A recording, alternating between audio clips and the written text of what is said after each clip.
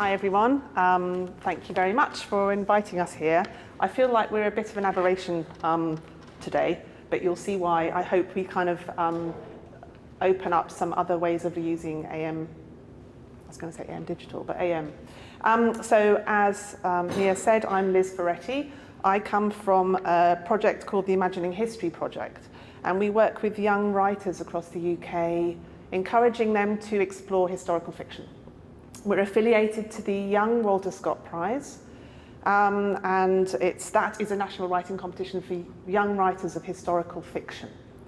And it's been some really fascinating talks today. It's completely outside of my expertise and everything, but I've learned so much and it's given me a lot of food for thought, so thank you all for that. We'll be hearing shortly from my colleague, Dr. Dina Gusejnova, who is our historical consultant, and she couldn't be here today, and she'll explain why.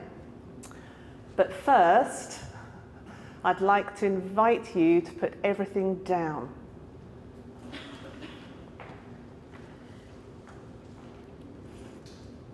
And I'd like you to become aware of what you can hear. What's the furthest sound that you can hear?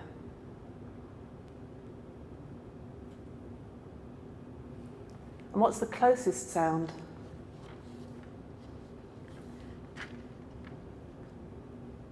And is there something in between?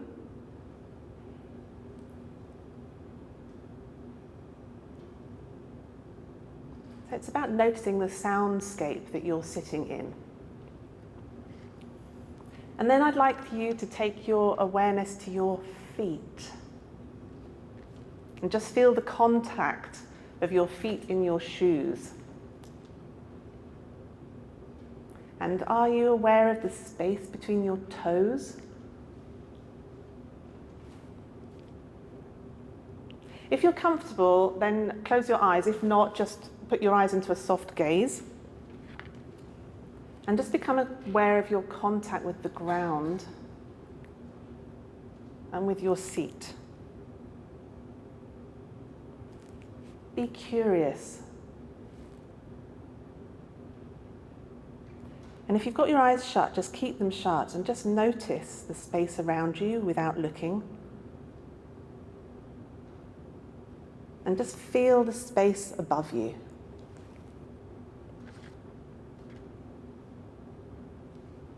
Now, you can open your eyes.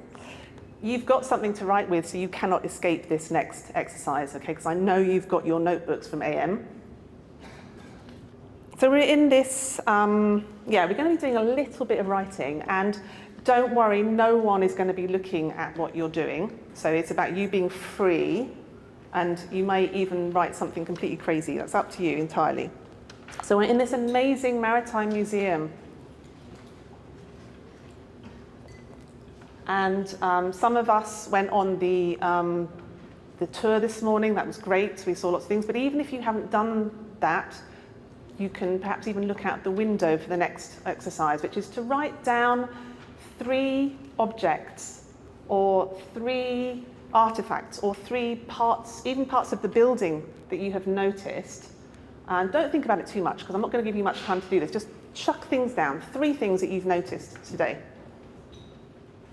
And then 3 movements, maybe next to that. So it could be, when I'm saying movement, it could be physical movement, it could be walking or running, it could be a facial expression, it could be even like a natural movement in the world, the water, the wind, something like that. And again, don't think about it too much, just chuck 3 things down, 3 types of movement down.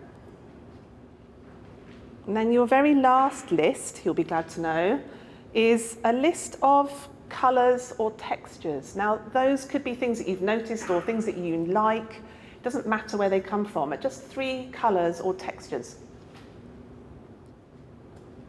And then the last thing I'm going to ask you to do is to find some links between one object in your first list, an object in your second list, and something from your third list. Now, that link could be logical or it could be just forced. You could literally just write, right, I'm going to link object 1 with object 3 and object 2. It doesn't really matter. And then I'd like you to very quickly repeat that with the other things. You've got 3 sets of 3 objects.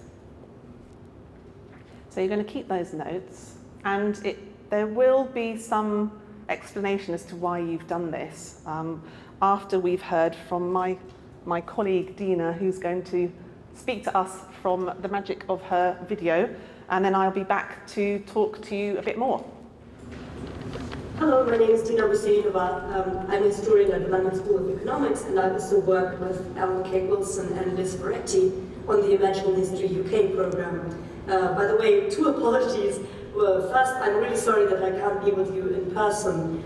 This is due to the many disruptions we had due to strikes to our teaching schedule, and all my teaching is on Wednesdays, so I can't really, I couldn't reschedule the many classes that I have on Wednesdays. And secondly, my voice, unfortunately, I've slightly lost my voice, so I hope you can bear with me in this brief talk. So I would like to talk about the differences of using resources such as Adam Matthews in the classroom, in the university classroom, versus the teenage workshops for creative fiction that we run with Alan K. Wilson and Liz Ferretti.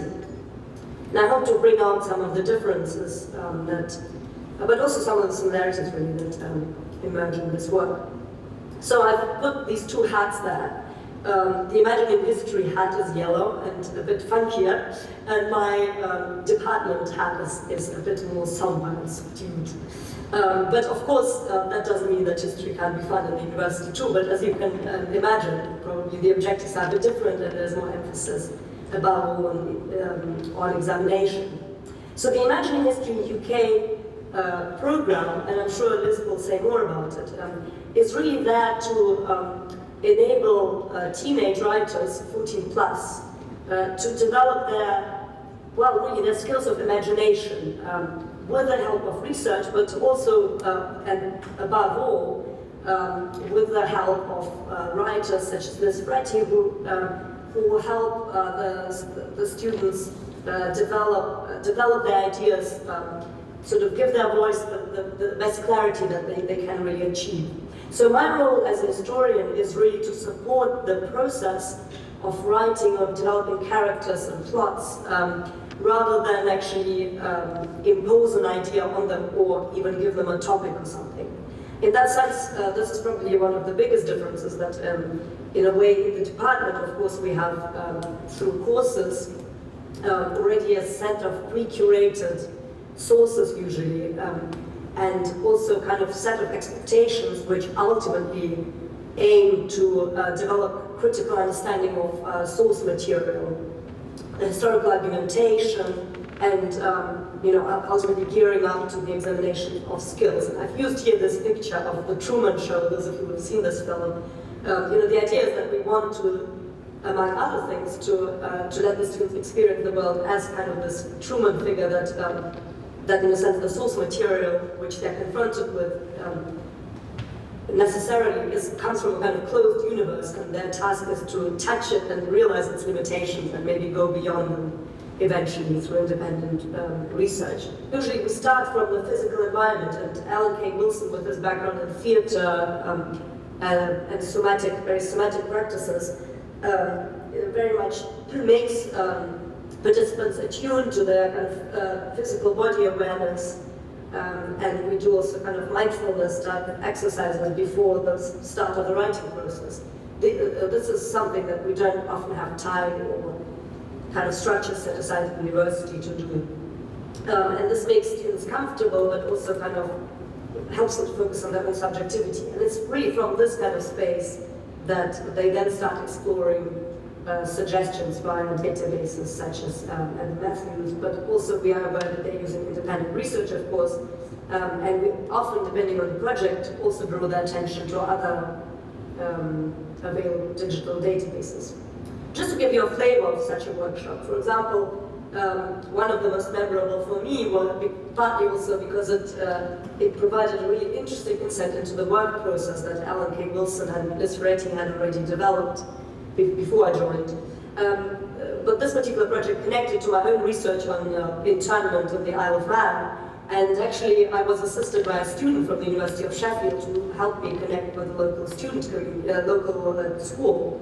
And so Alan, Liz, and I traveled to the Isle of Man to do some writing workshops and memory workshops where pupils of a school, of a high school, were interviewing residents about their memories of the internment of enemy civilians during the Second World War. Later on, as we developed the project, particularly in COVID times, which produced this wonderful anthology of teenage writing, Times Shifting, we became aware that the digital spaces in times of need can replace physical spaces. But when we don't have to play this game of either or, digital or physical, they can be really useful supplements. They help students with vocabularies, with the change of perspective. For example, one of our participants has said that they found in studying the Tudor period that the voices of women are more heard. Just give students also first-time access to what an archive actually is. At a time when they might not actually, have the means or the time to travel to a physical archive. So it gives them a kind of familiarity with the process. Probably one of the most significant projects for us was this Times Shifting project, as I've described. It grew out of this wish to explore the use of historical fiction as speculative exploration, but also in response to this astonishing experience of this inversion of time in COVID addiction. And it's out of Times Shifting really that our encounter with Adam Matthews became sort of more intensive.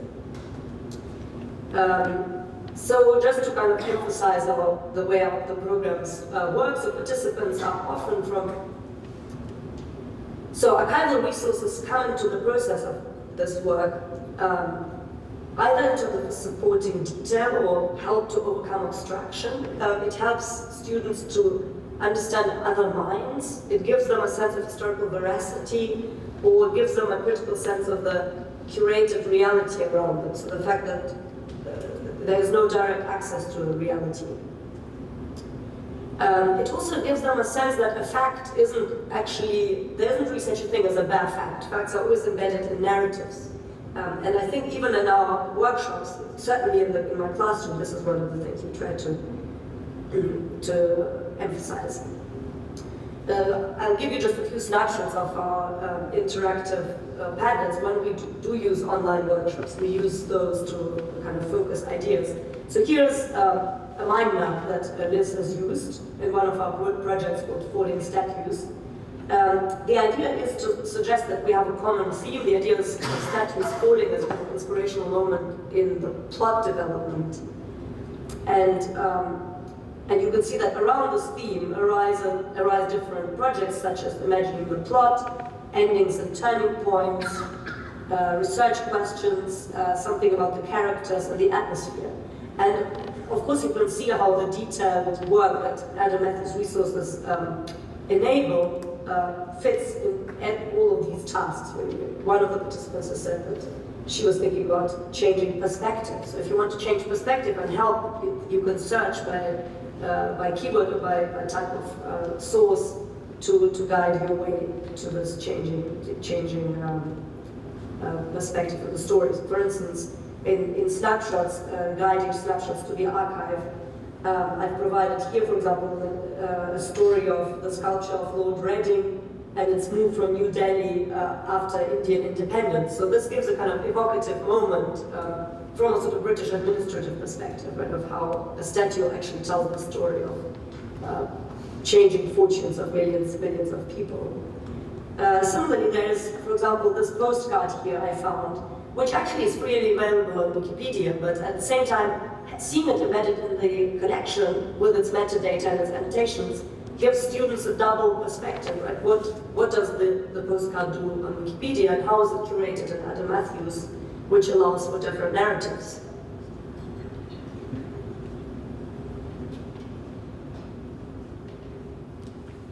I'm glad Dina's not here to see us cut her off in her prime. But we we have been working sort of slightly independently on this, so we're going to be covering the same subject. But anyway, so Dina says goodbye at the end of the video, just so that you don't think she's running off without saying goodbye. Yes. Does anyone know who this person is? So this is Sir Walter Scott, who isn't all that fashionable at the moment. He may never become fashionable again, it's possible. But we are inspired by him because, at least in English literature, he is seen as the creator of historical fiction. The founder of the Imagining History project, Alan, and I have been running student-centred workshops, if I can find my piece, in real locations since 2015. It's fantastic fun. So we do on-site workshops for a whole day with these students. They're not necessarily writers. They might come from year 7 or they might be year 12s. And we've got some examples here from Boughton House and one of my favourites, which is the Sutton Hoo Anglo-Saxon burial site in Suffolk, which is literally mounds, and they create a story from the mounds and the artefacts that were found there. But we work all over in Norfolk or the Scottish borders. We did something in Wales, and we've worked in London as well. So a huge part of our work is bringing in the senses, which is what we were exploring when I worked with you first thing, this sort of just now when I started the talk. And I'll be explaining a little bit more about that as I go through. The senses are what we call the somatics, and that's how obviously we interact with the world physically. And these are critical in writing to create successful world building and characterization. So it's the same, it's like a difference between saying he walked into the room and as a reader really imagining yourself in that person's shoes and experiencing it almost as if you're looking through their eyes. So you bring the senses in, and that creates an extraordinary picture in your writing. It's much more powerful. So that was all going brilliantly, and then COVID struck.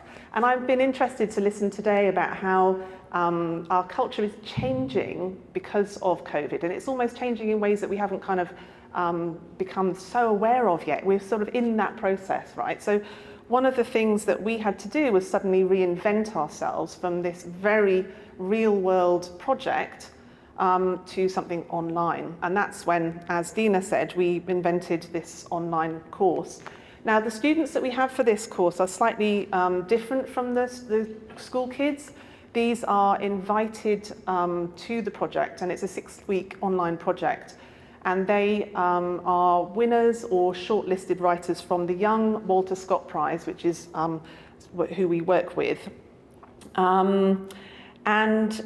These are talented writers, and they work with us over a period of 6 weeks to develop a piece of writing. And basically, my colleagues and I use our expertise in writing. We have an art historian, we have Dina, who does the academic history, and the theatre to support them. And their goal is to complete a story of up to 2,000 words.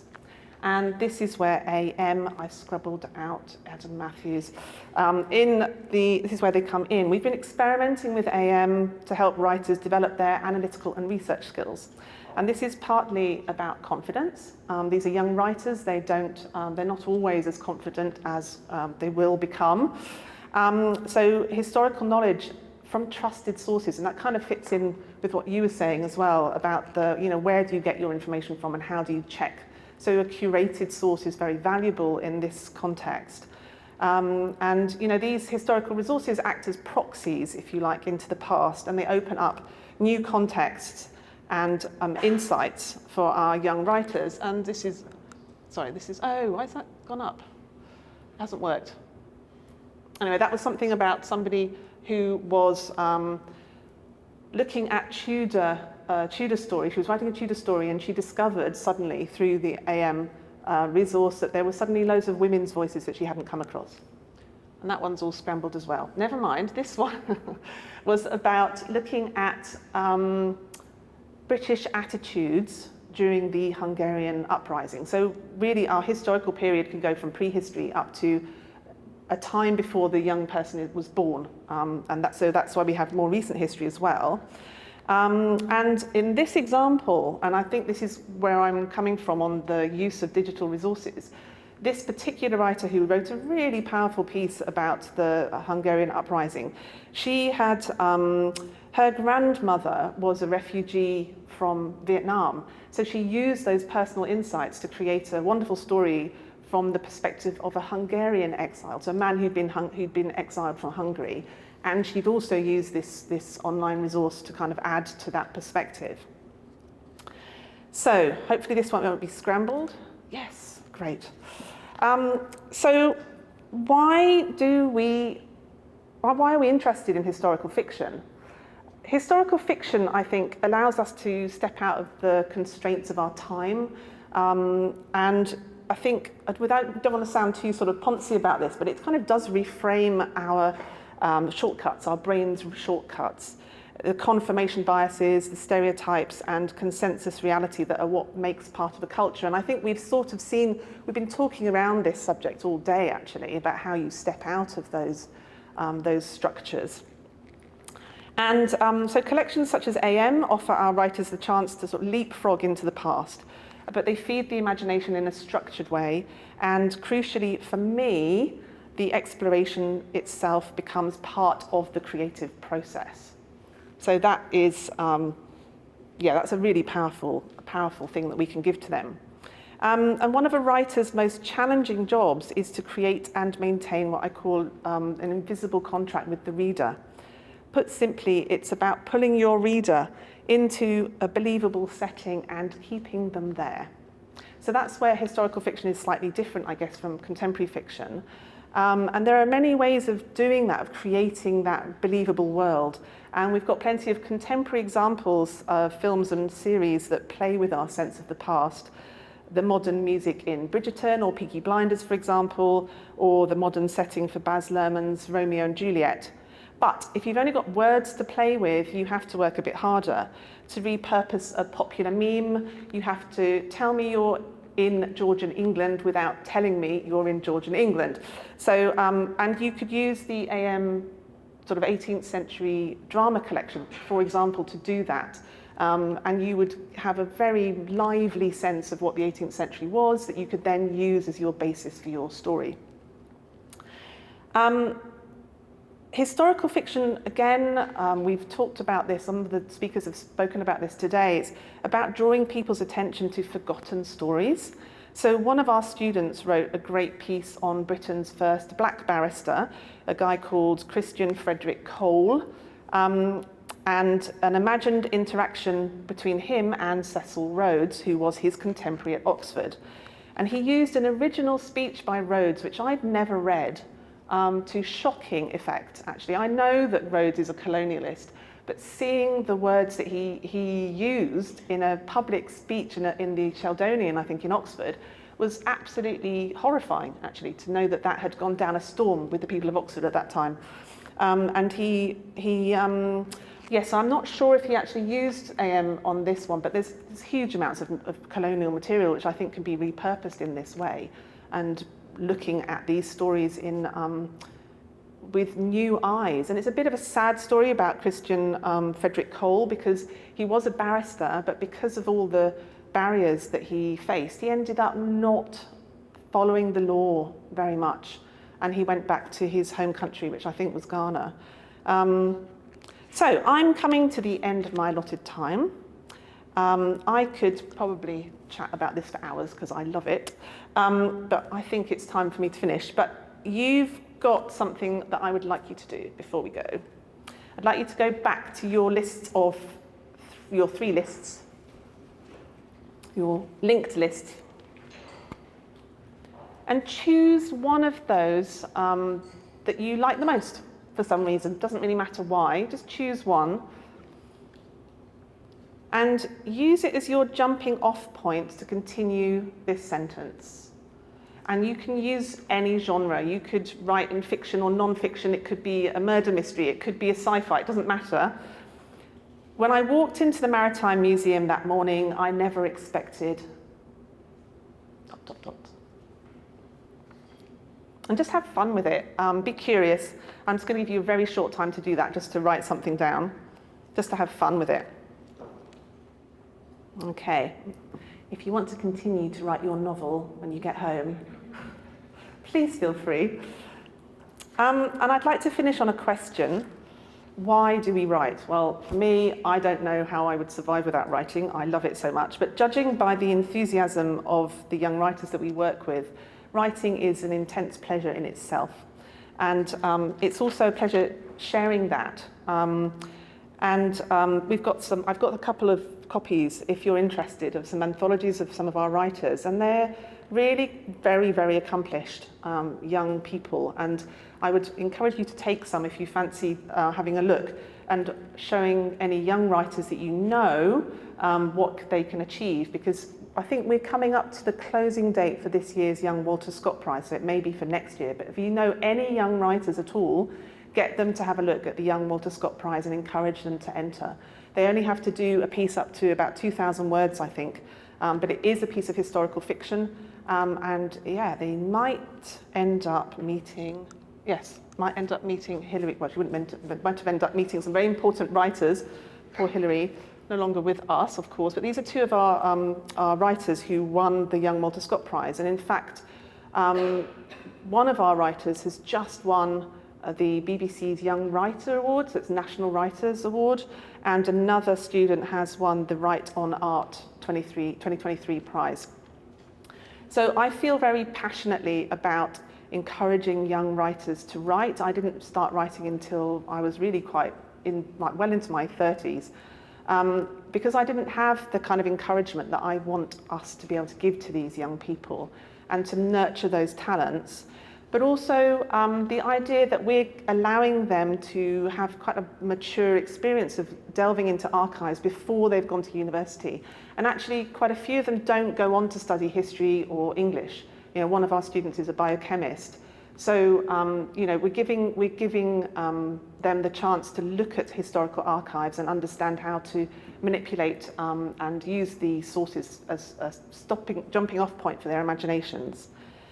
So I feel like, in conclusion, I'd like to say that, you know, historical fiction is about weaving together many resources. So we have this wonderful digital resource, but it's also individual knowledge and experiences, locations, objects and documents, and including the all-important sensory details, which I kind of elicited from you at the beginning. And you've had a kind of potted version of the sort of workshops that we do. And what's the point of doing that? It's to create a story that keeps your readers enthralled to the end. And that's it. Thank you very much. If you've got any questions, I've drawn a little wiggly circle line in the sand. So if you have any questions, please do ask. I'm asking Liz. I was wondering, you know, from all the students that you worked with in the last 8 years, what's the sort of most surprising thing for you that you found out of your experience of working in imagining history? Yeah, the most surprising thing I think that comes to mind is the sadness I feel when a student comes to me and says, "Is it all right if I have this idea?" Okay, so that makes me want to weep, because of course ideas are great. You can just make them better. So I think that's probably been my biggest surprise, is the lack of intellectual freedom that we find, and that's one of the reasons that we have a very student-centered approach. We have no interference at all in what they write. We just encourage them to expand and develop their writing skills, really. You get a difference in confidence in those students from the start of their sort of 6 weeks program to the end, and that have their confidence using primary sources. So I imagine for some of them that's quite a new experience. It is for the age group, absolutely it is. And I think I've been speaking to a couple of people today about the transferable skills that brings in. You know, these young writers may not end up having a writing career. We know that's very likely, actually, because the dropping off is huge. But they are being encouraged to have that confidence to find their own starting point, I think. And that's what I love about this. You know, they don't have to have permission to have an idea or to go off and explore something that interests them. You know, yeah. Thanks. Thanks so much. Bye.